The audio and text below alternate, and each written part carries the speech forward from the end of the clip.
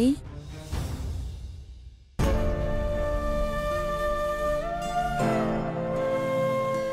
जानू, तू जरी माझ्यापेक्षा लहान असलीस तरी माझ्यापेक्षा जास्त समजूतदार आहेस.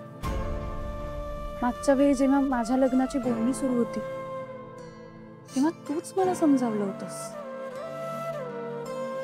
आता तुला काय वाटतंय ते मला चांगलं समजू शकतो. आई अगं पण मला आता लग्न करायचं नाहीये. हे बघ जानू, तू मागच्या वेळी जे मला सांगितलं होतंस तेच मी तुला सांगणार आहे. हे स्थळ चांगलं आहे. आपल्या घरातल्या सगळ्यांना हा मुलगा मनापासून आवडलाय. जानू, आजपर्यंत आपल्या आई बाबांनी खूप सहन केलं. निदान तुझ्या लग्नामुळे तरी आपल्या घरात थोडा आनंद येईल. नाही नाही अगं, मी तुला या लग्नासाठी अजिबात जबरदस्ती करत नाहीये. तू तुझा वेळ घे, नीट विचार कर. आई मला नक्की काय करावं काहीच कळत नाही.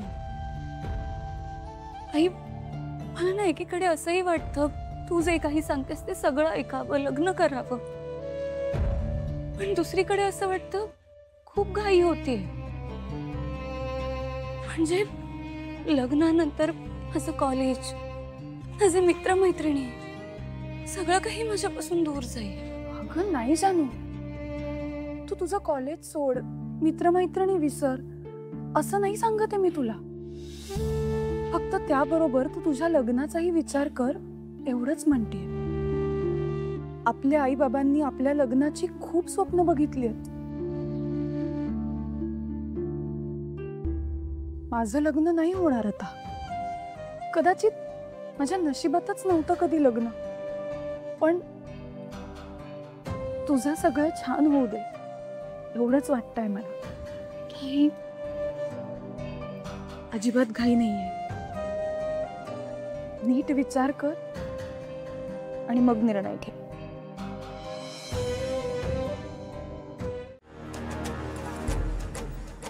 Can I have your attention, please, everyone? And thank you so much for joining us in this party. तुम्हा सगळ्यांना आतापर्यंत कल्पना आलीच असेल की आजची पार्टी आपण कशासाठी ठेवली. आनंदी ग्रुप ऑफ इंडस्ट्रीजचं सगळं काम इथून पुढे मी आणि माझी बायको सुपर्णा आम्ही एकत्र बघणार आहोत. सुपर्णाचे मोठे भाऊ लेट मिस्टर श्रीकांत इनामदार यांनी ही कंपनी जशी सांभाळली त्यांच्याच मार्गावर आम्ही इथून पुढे ही कंपनी सांभाळणार. श्रीकांत दादा नेहमी सांगायचे, you should forget the past and focus on the future. त्याचप्रमाणे आधीचं सगळं विसरून आम्ही ठरवले की एक नवीन सुरुवात करूया आणि आपली कंपनी, आपल्या सगळ्यांची कंपनी खूप मोठी करूया.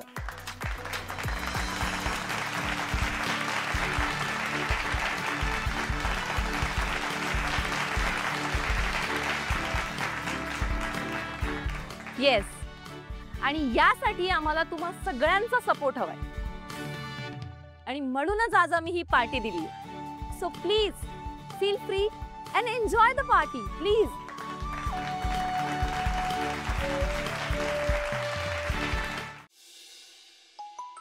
काय डिस्टर्ब करतात यार, अभ्यास पण करू देत नाही. ए जानूचा फोन आहे, जानूचा फोन. फोन दे, फोन दे.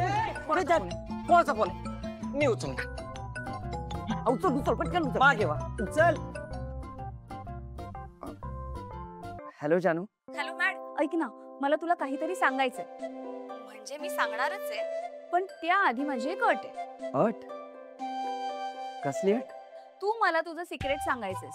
म्हणजे परत सांगू? हा? अरे विश्वा, तूच मला म्हणाला होतास ना भावनाताईच्या लग्नानंतर तू मला त्या मुलीचं नाव सांगशील. विश्वा एक मिनिट हा, आता मला कोणतीच कारण ऐकायची नाहीये प्लीज.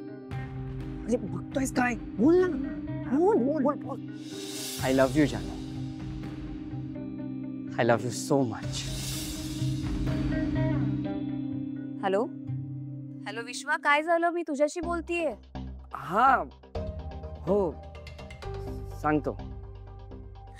बरं ऐक, तू एक काम कर, मला टेकडीवर येऊन दे, मी तिथे तुझी वाट बघते. ओके जानू, येतो. ठीक आहे, बाय मॅड, पटकन पोहोच तिथे. बाय. अशी कशी पडली का तू?